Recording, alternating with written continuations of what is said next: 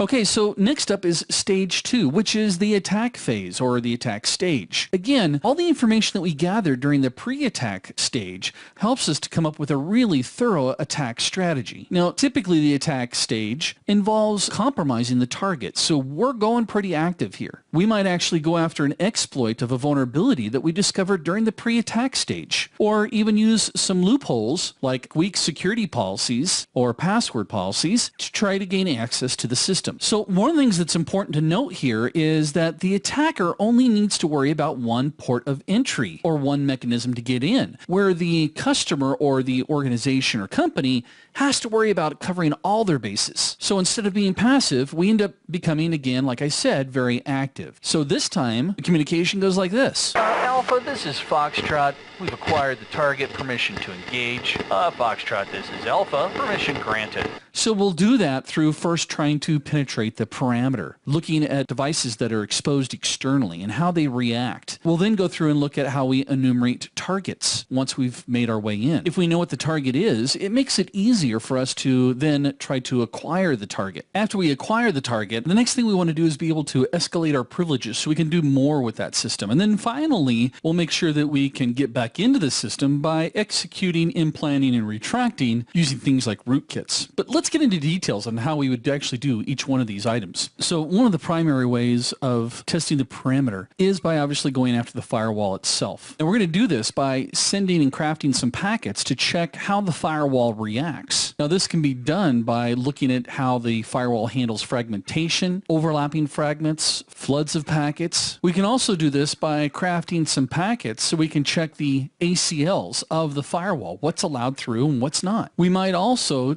take a look at how the protocols are filtered by trying to connect to various protocols such as SSH, FTP, or even Telnet. We also want to try to somehow measure the thresholds for different denial of service attacks by trying to send persistent TCP connections and seeing how the firewall handles that, as well as maybe even attempting to stream UDP connections as well. Doing this is going to tell us what the thresholds are set for at the firewall. If you want, you can also try to send some malformed URLs to see how the IDS responds. And we might even try to see how the web services actually respond to some requests like post requests, delete requests, or copy requests. Now, next we're going to then go after, again, enumerating devices. The goal of enumerating devices is trying to find out as much information about the hosts themselves. Now, some of this we may have discovered during the pre-test environment, but again, the attack phase gets us really, really active. So some of those parameters that we're going to want to try to discover would be things like, what's the device ID? Does it have a description associated to it, which helps us to identify it? What's its host name, especially if we can utilize DNS to fill that in for us? Where are the devices physically located, as well as the MAC and IP address? We'll also want to inventory the network accessibility of these devices. Now, after we've enumerated the devices, our next step would be then going through and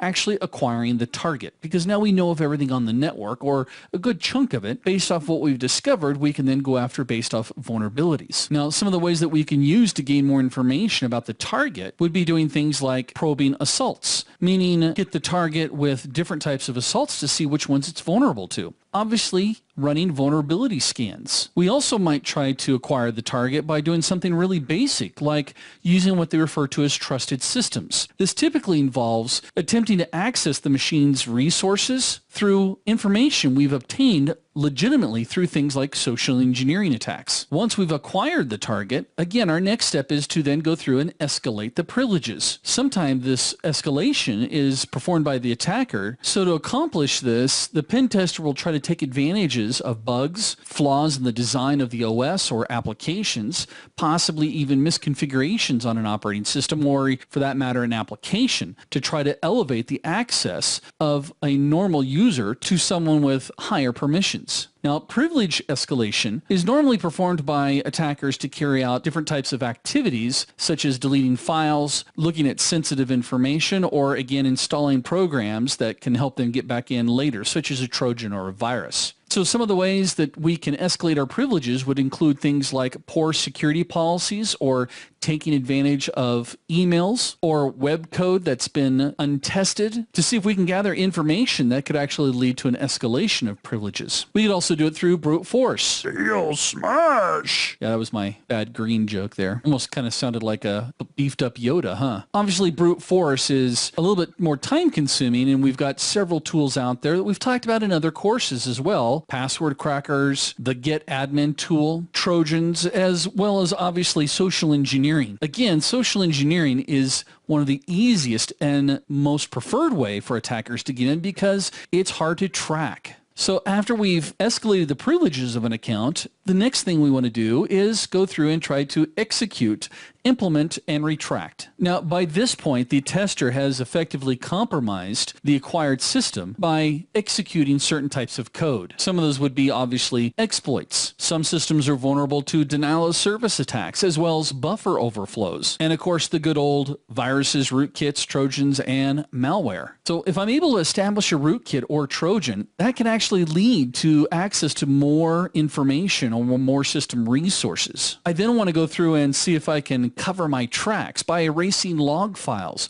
or hiding modifications that I've made. Now, the tester is also going to want to make sure that he can change system settings and remain hidden. So he wants to see if he's able to be detected. And then, of course, after I've done all that, I want to make sure that I can get back in via my backdoor and see if any red flags have been thrown. Now, again, if you're not familiar with some of these concepts, I've got to recommend that you go back and watch some of our courses that cover each one of these domains.